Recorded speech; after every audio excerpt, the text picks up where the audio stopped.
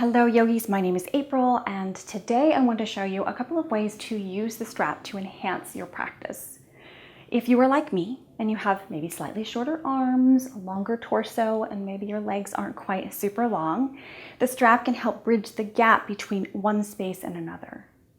This isn't with time it'll suddenly magically fix itself.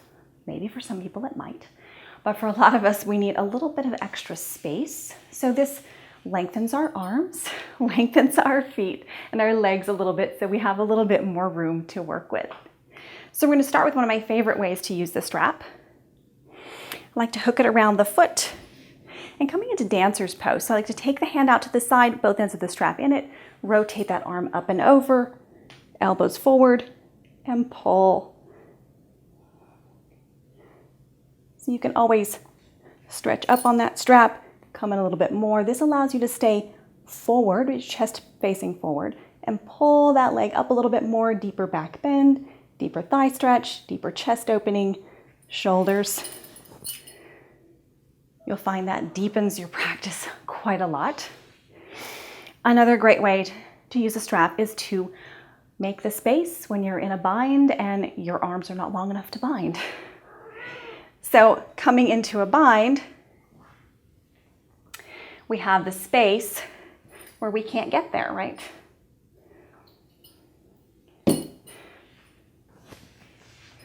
So tucking that underneath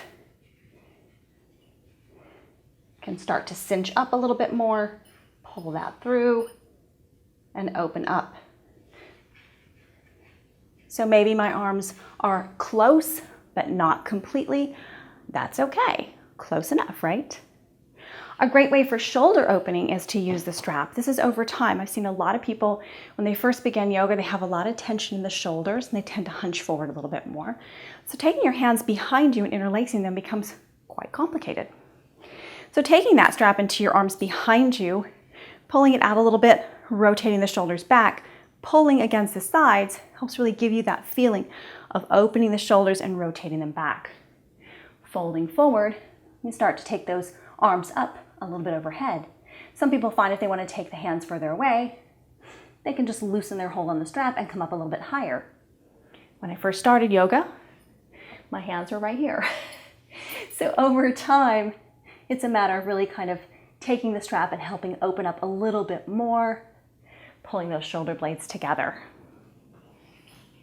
One last way to use a strap that I use quite often, both on the floor and in standing poses, is in Padangusthasana, or one-legged standing. So take that strap, get it really close to the foot. I probably won't reach my toe really well unless it gets really up here, but this is a great way to practice this pose and really get the benefits of that deep stretch along the back hamstring, really build some muscle in the front of the thigh. So those are my favorite ways to use the strap in my practice. Yes, it is a little added something to have on your mat, and sometimes it's kind of fun to try to get it into your hand or on your foot, but this is your practice, and this is the ways that you can enhance, create, explore, and play in your practice just with a strap, which could be a belt or a robe tie or even a towel. Thanks so much for joining me. I hope this gives you some ideas for practicing on your mat. Try a couple of these, see how they go, see how they feel, and explore. Thanks for joining me.